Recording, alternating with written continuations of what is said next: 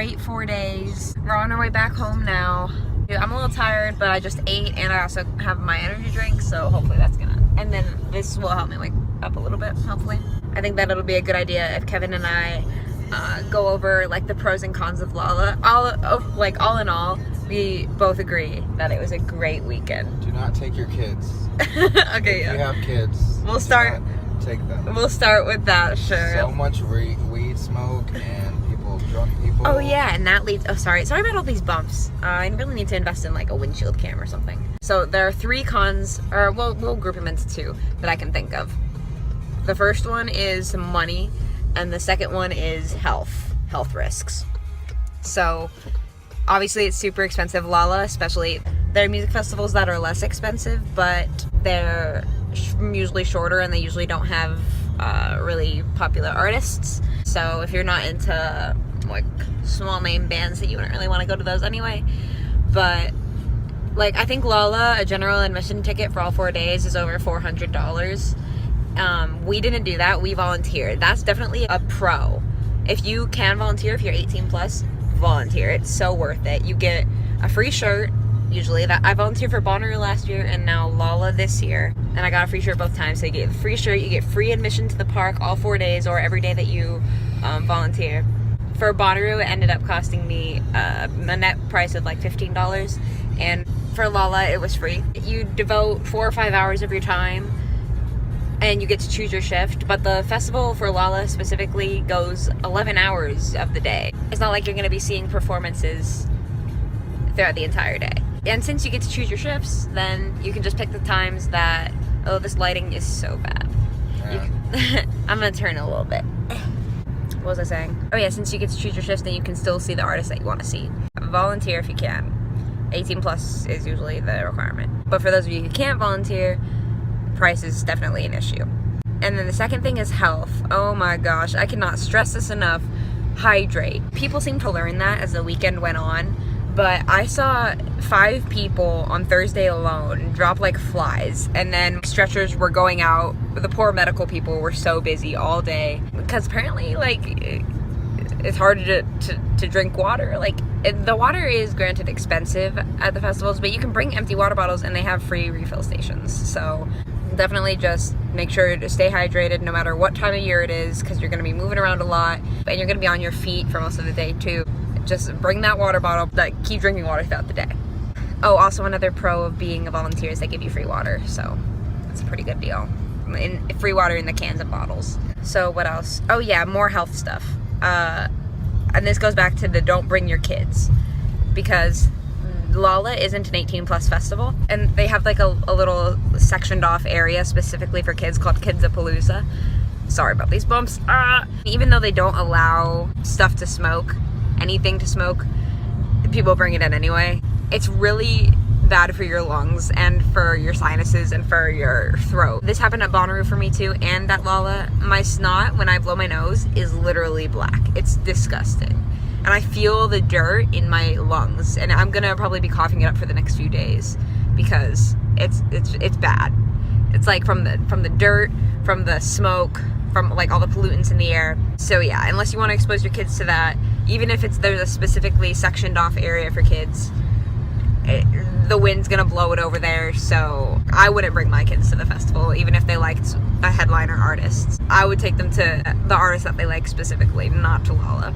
But other than that, like, it's really easy to mitigate those negative effects. People bring masks and bandanas that they wear over their nose and mouth. You're not going to wear it all day, obviously, so you're still going to get some junk in your body, but it helps to, if you wear it sometimes, especially if there's a stage that's a little bit more dusty. There were some stages that were built on baseball fields, and so like those baseball diamonds are super dusty. So, and that's why, oh my gosh, I was so dirty after today, like, because one of the stages that I was at, Quinn's, it was so dusty there, and so I came back and my face was literally covered in dust. You're gonna get stuff in your nose, you might have black snot. It's really disgusting. But now let's get to the pros. Like, the pros by far, in my opinion, outweigh the cons, because there are lots of ways to get around the cons, like volunteering for the money part, bandanas for the pollutants in the air. Just make sure to stay hydrated so I don't pass out. So the pros, okay, we'll talk about Lolla specifically.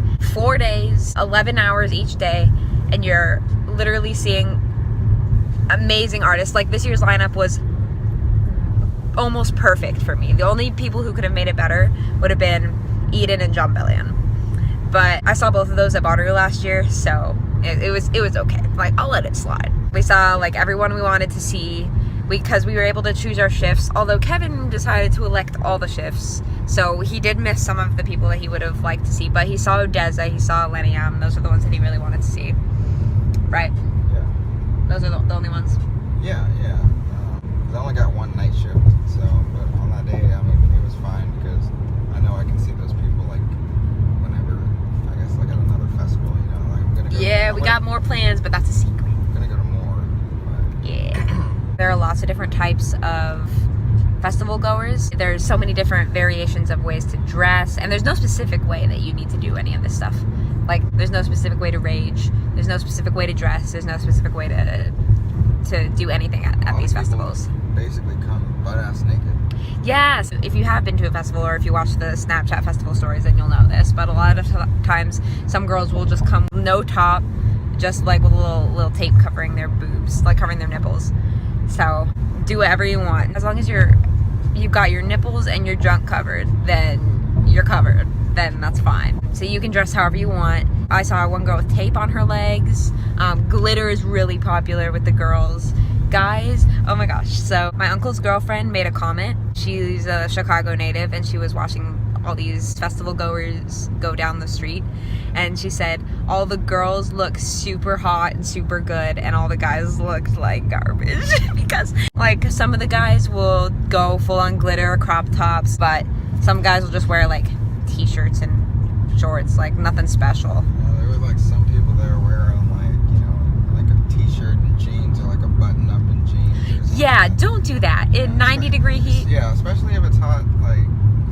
If you're one of those people who goes into the middle of the crowd and jumps around and like really gets into the music and gets into the vibes, I love doing that. I won't do that for everyone because there are cons to that too. But if you are one of those people, don't wear jeans and a button up and a long sleeve shirt, and don't dress as if you're about to go to a interview. Like, dress for the weather for sure. So there are those people who get in the middle of the crowd, and depending on the performance, there will be different ways to dance, like to rage with the crowd. I keep saying rage. Is rave right, or is rage right, or is both right? What? Rage or rave? So a rave is basically more like EDM based, but like raging is like the act of like raping, if that makes sense. Like, so raving is more EDM based, and raging is anything. You know, raging is like anywhere. Yeah, I guess you could say that. Raging. Same thing? Yeah. Okay, so I am using it right, I think. So yeah, if you're one of those people, I like to be one of those people with artists I know, because I love when everyone knows the words, or when everyone knows the music and everyone's feeling the like good vibes, and the artist is like working the crowd and everyone's feeling it and everyone's like participating, and that really only happens up front, like in the front of the stage, where all the real fans are.